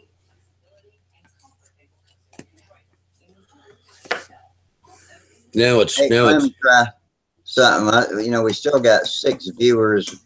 You folks that are watching, if you can see, if the chat column is not up on the right-hand side of your screen, mouse over to the left, and there's one of those boxes will pop up, and open the chat and type something to us, and just tell us who you are, and I got and let us know you can see us. I got one guy that just messaged me. He's going to be on here in a couple minutes. Oh, okay. Yeah, he said, don't hang up. Okay. Well, I said, you better hurry. It's not but 10:38 here, so I'm doing all Oh, right. there he is. Oh, it's Jamie. What's up? Hey, bud, what's going on, man? How No. long have you been listening to us? Oh, like 20 minutes or so. Oh, okay. I was watching it on my TV on my PlayStation. I'm like, it's screwed. I'm gonna get on. Yeah. We started out a little rough because I had to figure out how to get us hooked up and all, but now that I'm in, I think I can do it a little more seamlessly next time. Well, what's going on with you, James? Oh, nothing, working like a dog, mainly. Yeah, me too. What you got, your fishing rod out there? Is that what you working with? Hey, man, why don't you I'll give you $15 for that 46. I'll give you 20. $15. Well, you got it for 10. You'd be making $10 or $5 profit. Yeah. No, thank you. I'll pass.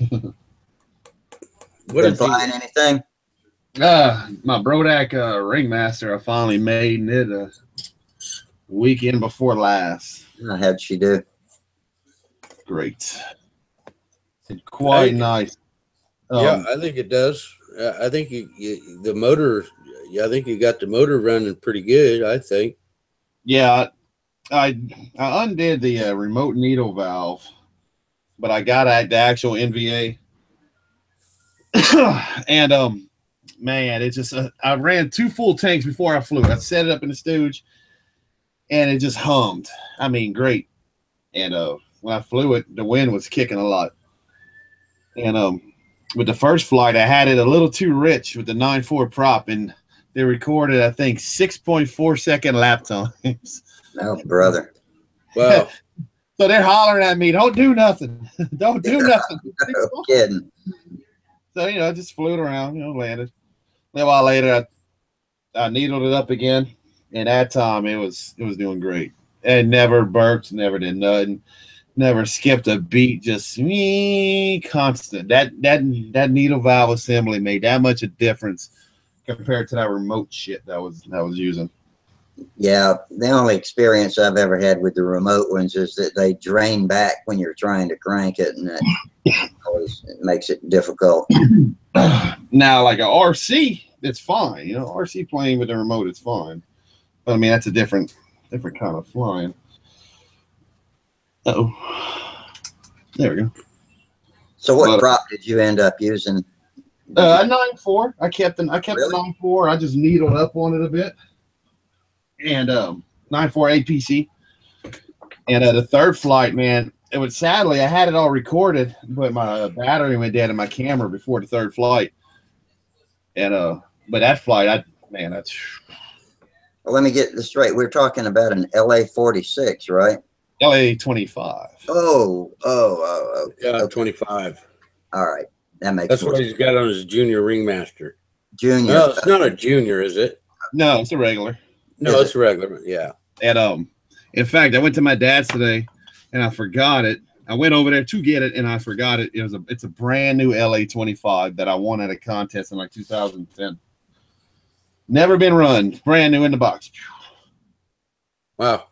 So I got plans. If I'm pretty sure it'll work. I haven't checked, but maybe that Brodak Magician kit that I have, I think it would be well for that. Because as far as right now, I'm not flying that blue and orange Ringmaster for a long time. Now that I flew that other one flies so much better. I put 3/4 ounce tip weight in it. And then the wind was like 15 miles an hour, easy. Granted, the loops wasn't pretty. Figure 8s are ugly. I didn't care. But, it handled so much better. It's a little more sensitive. But to me, it handles so much better compared to that other. Hey, when you're gonna have to give up your model room, aren't you? No. No. That ain't happening. The ringmasters do not have flaps, do they? Nope. Nope. Okay. But I do have That's an extra 10 points, you know. I do have now one of Pat Johnston's limited Ringmaster 645 kits.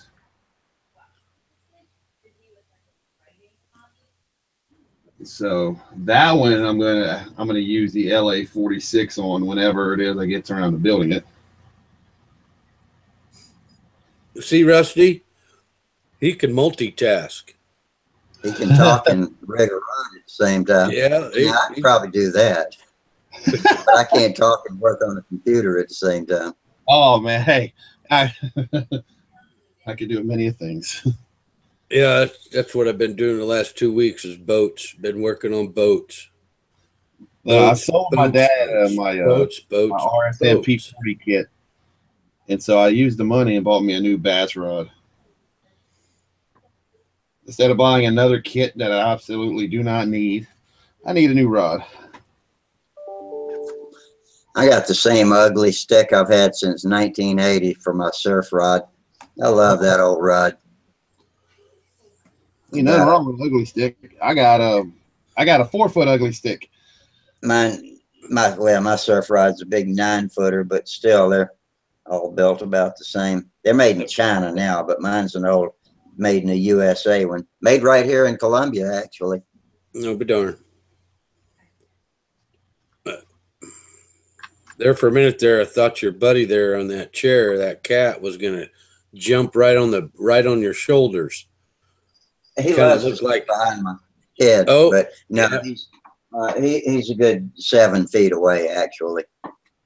That chair's about 7. He looked like he was gonna jump right on you. You never know. He might, but he's too fat to jump that high, that far.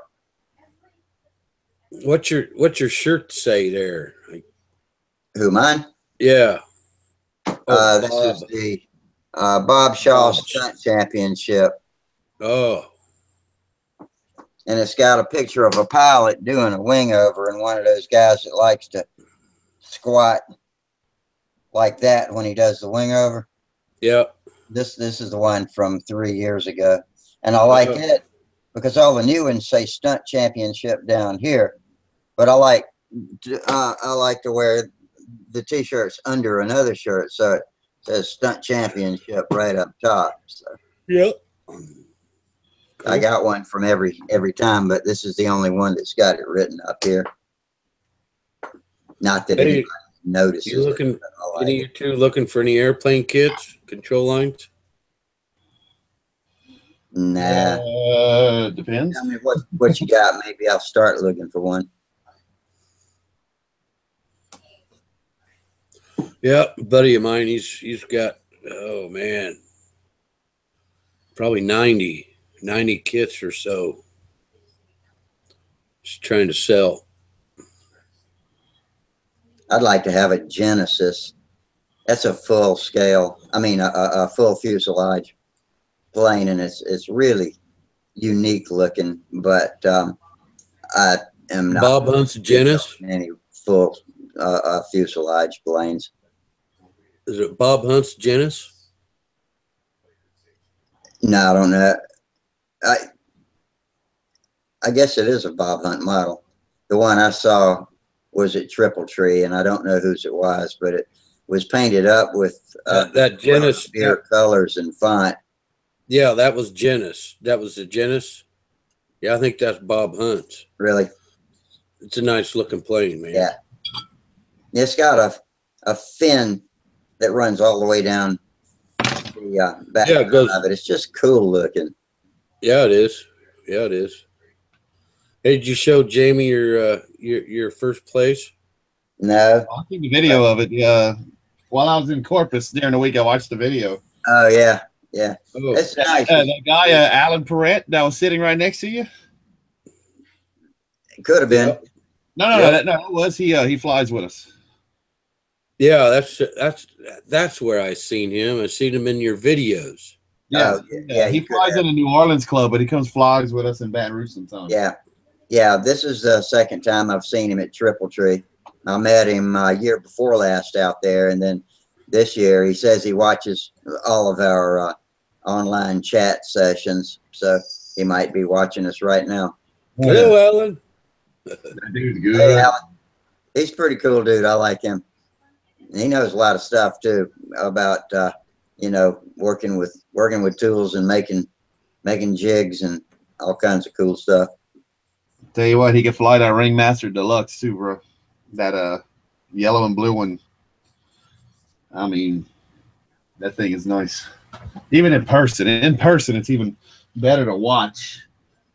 Yeah, It's very, very, very, very nice plane. yeah. Yeah, I didn't get to watch him fly because he was flying on a different circle than I was. Because they mixed the intermediates and the experts, and the advanced flew with the beginners, so they were down on another circle.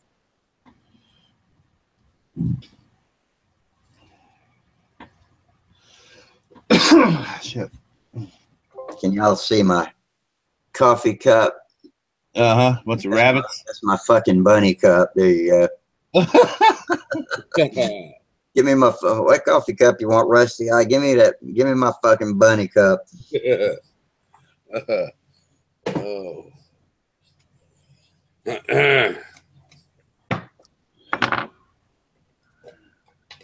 Yeah, mine is the AMA mug.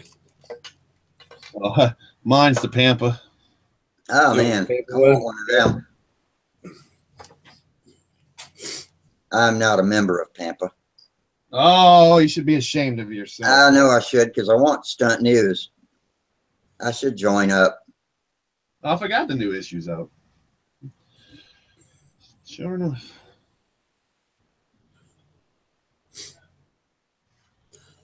Well, if you ever need any stunt news, yeah, if you know, like if there's an article that the stunt news that you're in, or someone's in, or a project or something like that, hit me up and I'll help you out.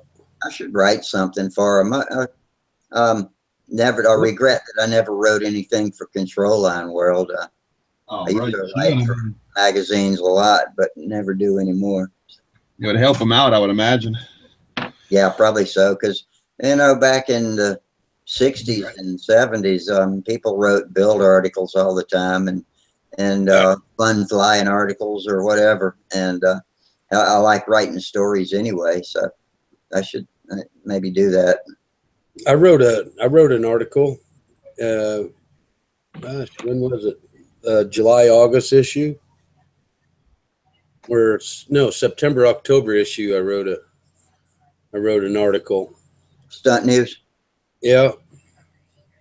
It was just about building the P-40 with the bi-directional flaps, and I remember my grandfather telling me war stories, because he was a machinist. And he would tell me all kinds of wacky things that they would have to do to these airplanes just to keep them flying, And yeah, it was pretty interesting to just sit there and listen. So I commented on a couple of his stories and tried to. That's what it was part of the reason why I chose that type of scheme for my plane. Was from his stories. And some of them was pretty funny. Like he said he was sitting back, and of course the airplane is a tail dragger. Well, up would come paint shop, and when they first got in, they'd paint large white numbers on the tail of the rudder, so that way when they was coming back, the tower could use the binoculars and see the numbers and see which aircraft made it back. Mm-hmm. Well, here are these guys, they pull up in they have a, they have one of these stands that has a ladder, and it's a platform, and it got caster wheels, and they roll it right up to the airplane, and you got one guy holding a stencil, like this, on the plane, and another guy with a paintbrush, going like this. Well, when Grandpa, he said, what are you guys doing? He goes, you're not even doing it right. Well, see, the platform was level, so the stencils were level. Oh. But see, the plane was a tail dragger. Yeah, right. I've got where you're going with that. It's up in there. Well, your letters are pretty level, and then, but when it's flying and the fuselage and the plane is level when it flies by, you got crooked numbers. So, yeah, I've got the crooked number on the tail. Really? Okay. So you got a story, an automatic story built into it. Yes, I did. So if I see people sometimes look at it and they kind of tilt their head, they don't say nothing. Yeah. They don't want to hurt your feelings. Like, hey, that's crooked. That's crooked right there. So when I see them looking and they tilt their head, then I tell them the story behind it, and they go, oh, okay. But that's just funny stuff. I mean, like when they would kill a Jap, most of the time they would just take red paint out of a bucket and dip it and just make a circle. Right. That was it. I mean, it's not perfect, So they was in Burma, China, so there wasn't very, the supplies a lot of times were limited before they'd get resupplied again, I still remember them. I was a kid, but man, I used to love to listen to them stories. So you might have different shades of red if they were low on the right colors to mix up, huh? Yeah. What they had to make do with what they had, and plus keep the spirit up and the morale up, and everything. And, yeah. And these planes look like, they've been through total hell, Oh, yeah. They come back full of holes. Oil streaks all over, and patches all over,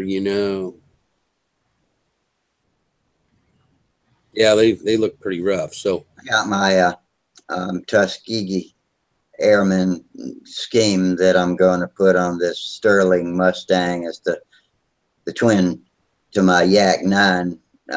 They're intended to go head to head in slow combat, and I've got a Mustang in the box that I'm going to build, and that's what I want to do is the red tail Tuskegee design. And I've noticed lately that every damn Mustang I see has got a red tail on it, and I'm wondering if each one of these is a replica of the Tuskegee guys, or if anybody even knows what they are, and the history behind them. So I don't know, but I'm going to find one of the real ones and do it. And it's also, they didn't have they only flew D's at the end of the war, and they started off with B's or C's,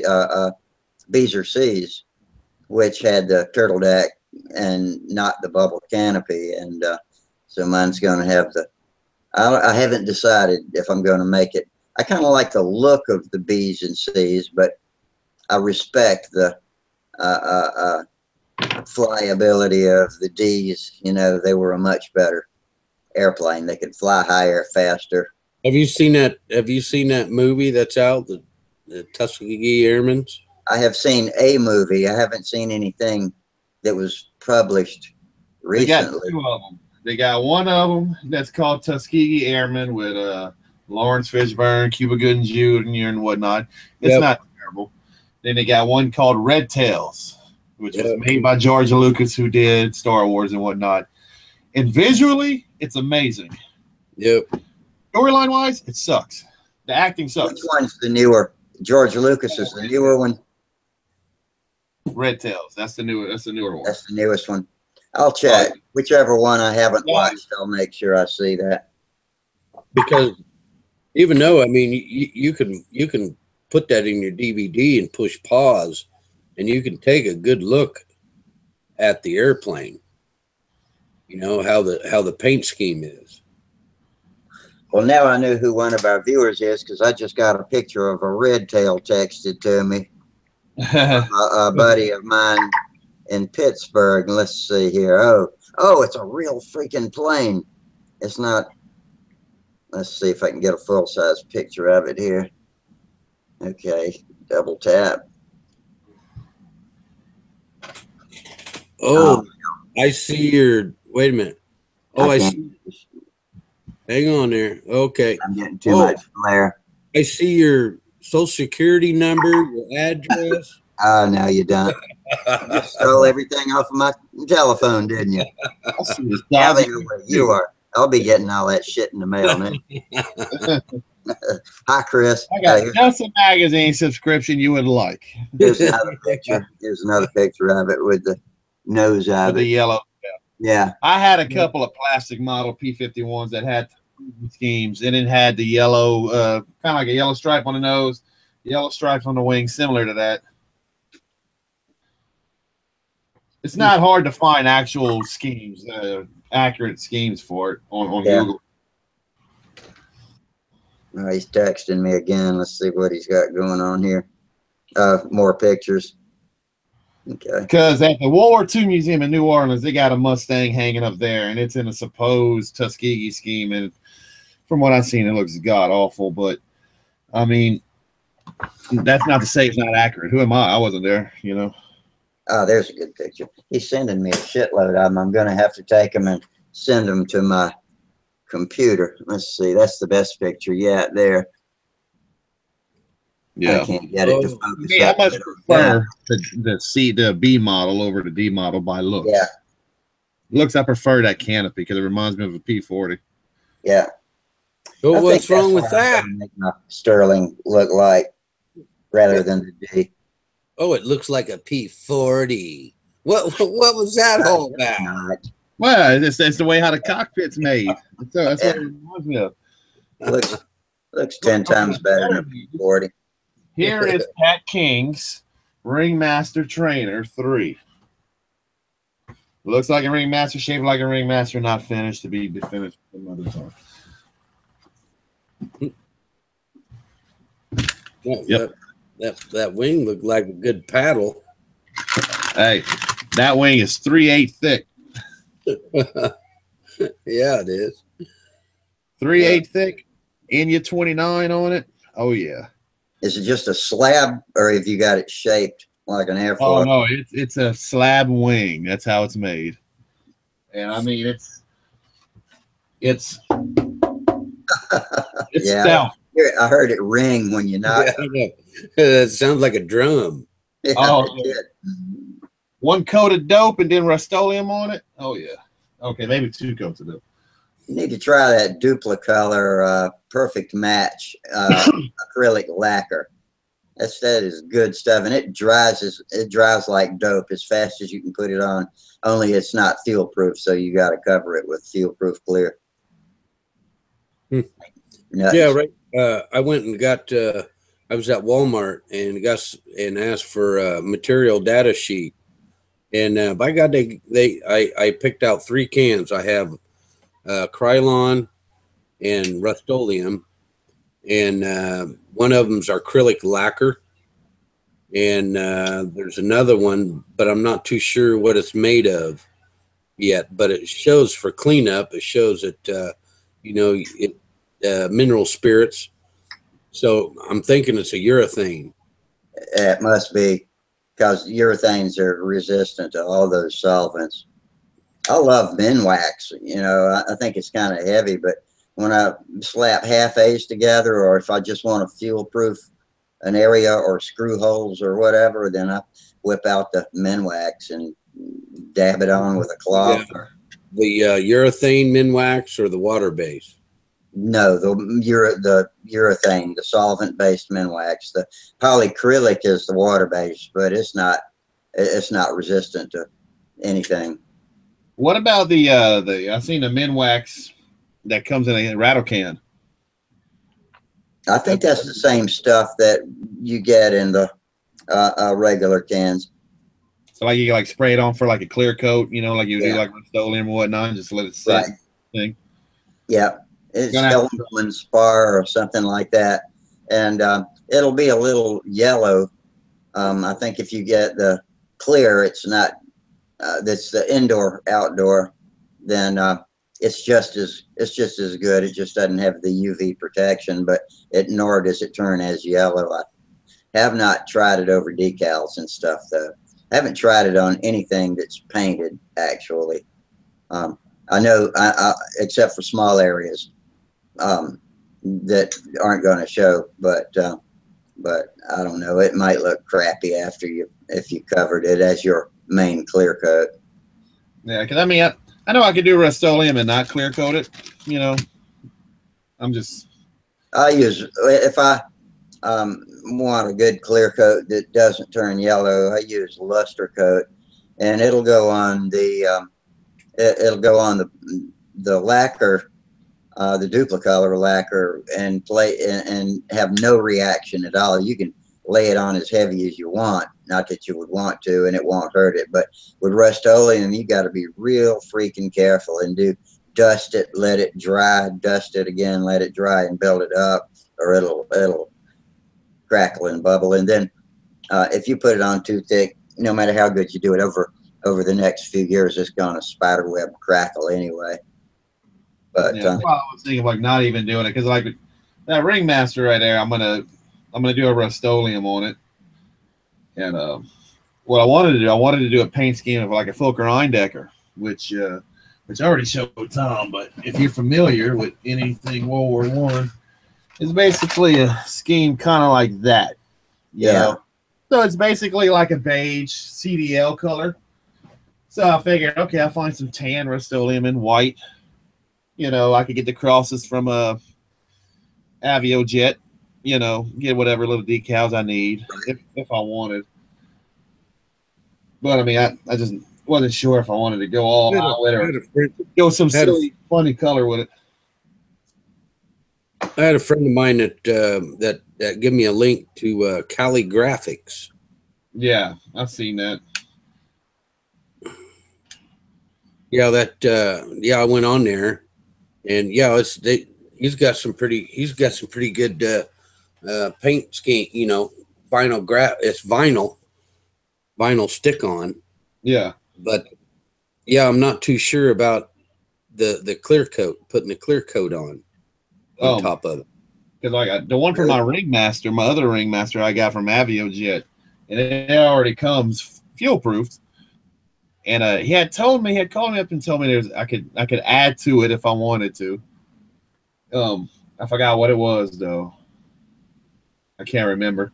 But I mean, as long as you clean it after each flight, you know, wipe it down, don't let it sit there, you know, for days on end. I don't see it would hurt it too much. I mean, sure, it's gonna wear, you know, through time, but I mean, I don't expect that plane to last me 30 years. Yeah, I'll never have a plane that's got 1,000 flights on it. I can't believe these guys I can't believe they actually count their flights like that. But yeah, I'm good for a few months worth of flights, and then I'm gonna trash it anyway. I think I'm getting better I thought I was getting better about that, and then I wasn't. So who the hell knows? Yeah, I've seen them guys that have a book, and they write everything, how much fuel they put in. Well, now when you're trimming, you need to do that. What flight number that they're flying, what the temperature was, what the wind was, what prop they're using. You know, they might have 3 props, and it's the same brand of prop, but they'll have a number on it, and each of them will weigh different or something. Yeah. And wow, I mean, these guys really keep track of everything on a piece of paper. You know, it's Yeah. a book. And the series I mean, I'd like to keep track experts, of flights, you know, just for say like, hey, I flew this. This plane lasted 300 flights. You know, I'm doing pretty good. Other than this plane lasted 2 flights and I ain't doing worth the shit. I keep a notebook and I write things down, you know, about even fuel temperature and prop pitch and the changes that I make throughout a day of trimming. But once I get it trimmed, I don't keep track of it that way anymore. I mean, I got 3 flights on that Brodak ARF. 3 very successful flights. And I'm very happy about that. So now, you know, now that's going to be my main trainer. I bought that thing right there, that kit to be my trainer, and I don't even want it no more. But that's going to be my bang around. That's going to be my club flyer. Who wants to fly? There you go. Fly it. That's Yeah, good. tomorrow I get to sand off primer that I've sprayed on and fillets, and then I'll be ready for color, man. It'll be I nice. want to try, for speaking of fillets, I want to try super fill. I have a lifetime supply of micro balloons, but super fill looks so much easier to use than to mixing epoxy with micro balloons. I tell you, have you ever did any drywall mud work? Not really, but I do use spackle for filling in dings and dents, and I have made fillets, and after sanding them and shaping them, I soak them with CA, and they're rock hard, and that seems to work pretty good. You can't sand it after you put the CA on it. Fill, it's like, to me, it's like using mud on drywall, or it reminds me of Bondo on automobiles. And man, I tell you what, I can get that. I've got that down to pretty good. Yeah. I don't even have to sand it. I've been looking at planes a little closer, and I spent a lot of time looking at them at Triple Tree last weekend, and I noticed that almost everybody that builds really nice planes is making much tinier fillets than I make. I make wide sweeping fillets, almost 3/8 of an inch wide, and hoping it's giving me some structural support too. But maybe I'm trying to make fillets too big. Could be. How Could be. wide is your typical fillet? I use tape. First, I tape the area off, Mm-hmm. and then I apply the fillets, and then I use one it's out of a manicure kit for your nails. Yeah. You know, and it's got this perfect end on it to where I can just slide it Mm-hmm. off all the excess. And you're using superfill or what? Superfill. And Okay. then when I apply it and I scrape it off, then I pull my tape, and then I mix it up on a paper plate. So I'll go back to that and I'll touch it, and when it starts to set up, it'll get to a consistency where all of a sudden I'll take some alcohol and I'll pour it into a shallow cup, and so I can get my hands in it, and I'll keep my finger wet with alcohol, prophy alcohol, and I can start rubbing it with my finger and make it flush so there's no ridge. And it just smooths it right out, and it feathers the edges out, and you can work it with your finger. And if you pull too hard one way, well, you can back it up. Yeah. Back it up. And it's a two-part mix like epoxy, isn't it? Yep. Well, it's not equal parts. It's Really. The blue would be 2 to the 1 of yellow. You see? So it'd be like 2/3 blue, 1/3 yellow. Yeah. You mix it. I love it. Excuse me. Yeah, I think I'm going to get some and try it out. I need to get me. And also, when I'm using epoxy and microblooms, I have to be super careful not to put epoxy fingerprints somewhere where I don't want them. You know, I know, right? That happened to me today because I glued my horizontal stabilizer. I usually use white glue, you know, alphabetic. Is that how you say it? Aliphatic. Aliphatic glue. But I'm getting close down to the wire, so I mixed up some 5-minute epoxy, and that's what I glued on my tail feathers with. But on my weight wise, I'm real super light right now, so I was like, I'm in a hurry. You know what I mean? Yeah. So yeah, I got a couple fingerprints. Yeah. You know. I keep a tray of alcohol wet paper towel pieces that I can pick up, you know, and wipe quick and throw it away. I do too. That's what I was doing too. Going over and making sure that I didn't, you know, got all them off there. Yeah. It only had like, I think three little spots, no biggie, but you got to leave it. Yeah, it's a real pain to work it back out. You know what I mean? You know, to sand it off there. Yeah. Or not to leave a little spot where when you do put color on, you're like, uh-oh.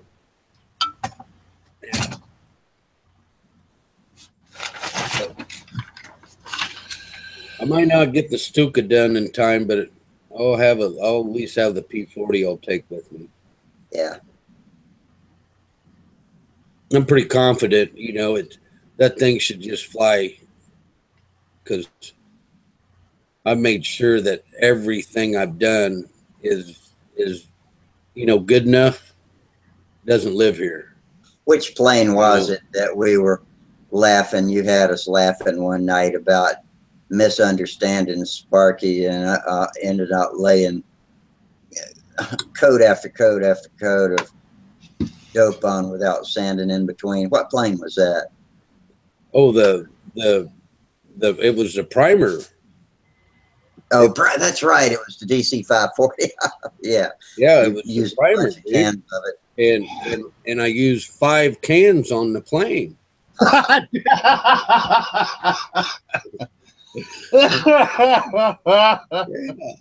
Just missed one minor step in between. And you know how much my paint job weighed? 15 ounces. Good Lord. Well, okay, so which plane was that? But I gotta say this. It's pretty. When I put the color over it, let me tell you, man, you don't see any grain of wood. I bet you do. I'm telling you. Yeah, no, look like it's covered in fiberglass. It's an 1/8 of an inch deep before you get to the grain. That's right. That's right. The paint's holding it all together. Yeah, that's right. It's structurally sound now.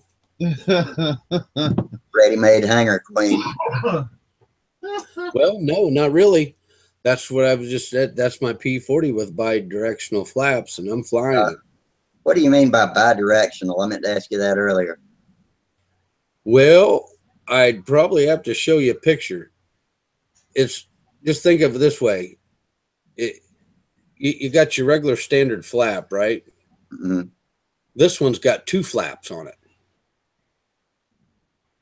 Yeah. So I got 4 flaps on the wing. 2 on the inboard wing and 2 on the outboard wing. Yeah. Okay. Yep. And in between the two flaps is an 1/8 of an inch airway. And when you go up and down with the flap, it's like there's a radius there. It's rounded. Wesley Dick, have you seen his velvet? The one that went in the museum? No, I don't know who that is. Okay, well, he's got it. In fact, I got to show you a pic. Let's see here. Let me get it up online here.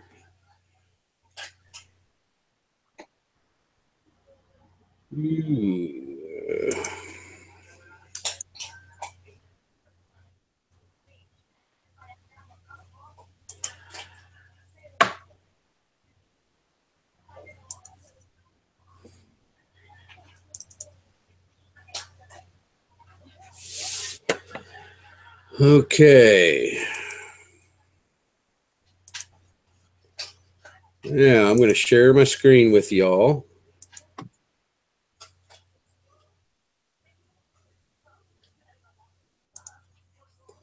Okay, now let's go back to here. Can you see it? I do. Yeah. See that right there?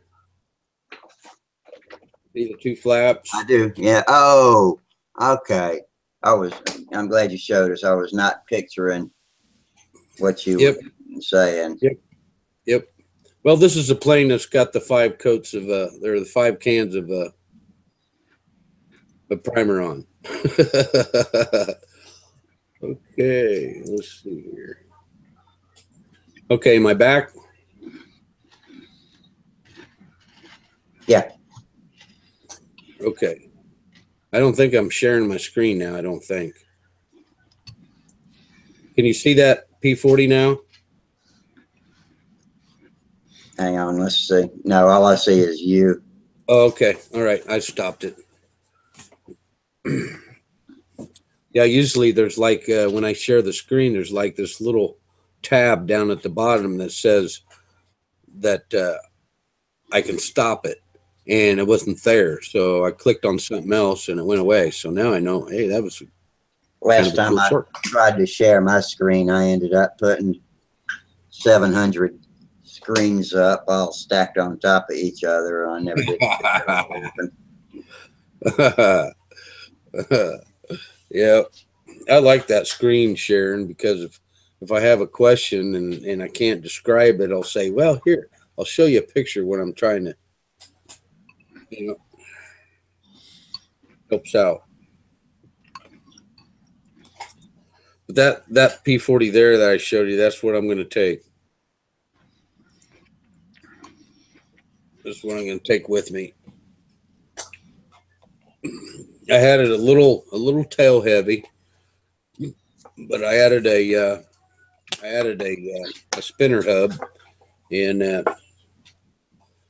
now it's right.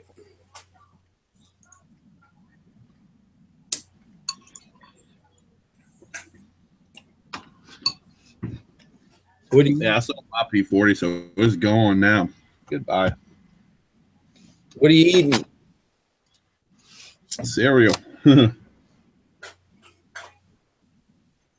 Hey, do you like any do you like them cinnamon crunch? You like any cinnamon? Mm-hmm. Have you tried that new frosted flake Tony the Tiger cinnamon? Man, I went and bought me a box a couple weeks ago. That tastes pretty good. And I hadn't eaten cereal with milk like that in a long time. I usually do peanut butter toast with honey on top for breakfast. Oh, when I'm in a hurry, that sticks with you for a long time. Yep. I had that not too long ago. I love honey. It's good for you anyway. Yep. In fact, I see him eating that bowl of cereal.